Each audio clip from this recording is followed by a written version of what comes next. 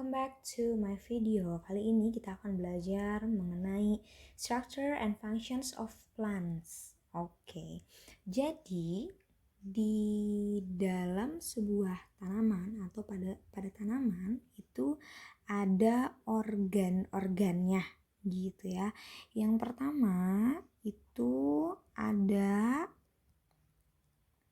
root atau akar. Oke, yang kedua itu ada stem atau batang.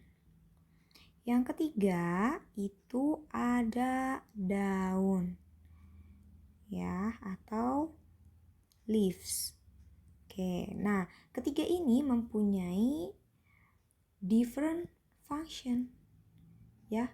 Fungsinya beda-beda nih. Apa aja fungsinya ya? Yuk kita cari tahu di slide selanjutnya. Let's start from the roots ya. Roots itu merupakan bagian yang paling bawah dari tumbuhan gitu ya. Roots ini sangat vital fungsinya. Yang pertama itu sebagai stabilitas ya, stability. Jadi untuk menstabilkan tanaman itu dibantu oleh akar, karena akar itu akan mengikat tumbuhan itu dengan tanah gitu. Yang kedua itu store nutrients. Jadi tempat menyimpan makanan itu salah satunya ada di akar gitu, dan juga adalah primary source of water ya, primary source of water. Jadi jalan keluar masuknya nutrisi air itu dari roots. Okay, this one we have this picture A and B. So for the A ini kita sebutnya dengan fibrous root. Bisa dilihat dari gambarnya, akarnya banyak gitu ya. Nah, ini kita sebut dengan akar serabut. Nah, ciri-cirinya apa biasanya adanya di tanaman monokotil. Nah, yang B itu kita sebutnya dengan taproot atau akar tunggang. Nah, biasanya ini ada di kotil. Oke, di sini the structures of the root gitu ya, ada 3 bagian. Jadi dibagi menjadi 3 bagian. Oke, yang pertama yang ini, nah kita tulis di sini aja ya. Root cap itu biasanya kita sebut dengan meristematic zone. Ini maksudnya buat apa sih, Miss? Jadi meristematic zone itu ketika di sini, di zona ini akan ada pembelahan sel. Sel baru itu akan terbentuk ya. Untuk apa? Untuk pertumbuhan akarnya gitu. Nah, yang kedua itu adalah elongation zone. Nah, di mana di sini ketika new cells-nya enter this zone, zona ini itu akan bertambah panjang gitu ya, akan memanjang, zona yang memanjang. Elongasi, memanjang. Nah, dan yang terakhir itu ada zona diferensiasi. Di zona diferensiasi ini terdapat seperti sel-sel yang spesial ya kita bilangnya ya, seperti ada floem dan xilem. Nanti kita akan jelaskan satu persatu. So the first one, kita akan menjelaskan dulu tentang yang pertama ini ya, epidermis. Apa sih epidermis? Jadi epidermis itu adalah bagian terluar ya, terluar dari akar, terdiri dari satu lapisan yang rapat, lalu tidak mudah tembus air gitu ya. Nah, di epidermis ini membentuk rambut-rambut akar atau root hairs, yang mana di sini itu tempat masuknya atau tempat penyerapannya air dan nutrisi, mineral dan yang lainnya ya.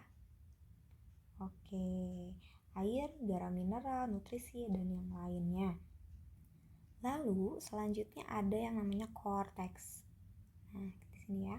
Cortex itu terdiri atas sel-sel parenkim ya. Sel parenkim yang mana dia itu berfungsi untuk menyimpan cadangan makanan.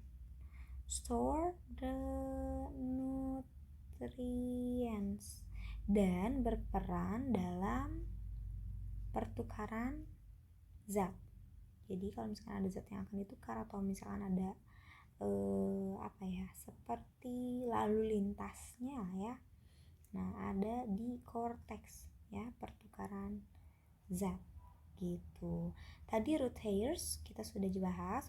Root hairs itu untuk membantu dalam penyerapan air, nutrisi dan mineral. Lalu, nah di sini ada yang namanya endodermis. Kita tulis di mana ya? Endodermis. Kalau tadi itu ada epidermis adalah bagian terluar. Kalau di sini ada yang namanya endodermis. Endodermis itu merupakan lapisan korteks yang paling dalam. Lapisan korteks paling dalam gitu ya. Lapisan ini merupakan pemisah antara korteks dan silinder pusat ya. Korteks dan silinder pusat. Oke. Nah, apa sih silinder pusat? Nah, silinder pusat itu atau biasanya kita sebut dengan stele ya. Gimana nih warnanya, bedain lagi ya. Oke. Silinder pusat atau biasanya kita sebut dengan stele. Ini adalah bagian terdalam dari akar gitu ya.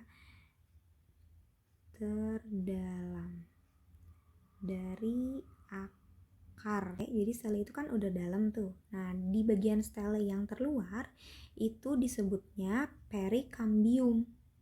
Ya, perikambium ini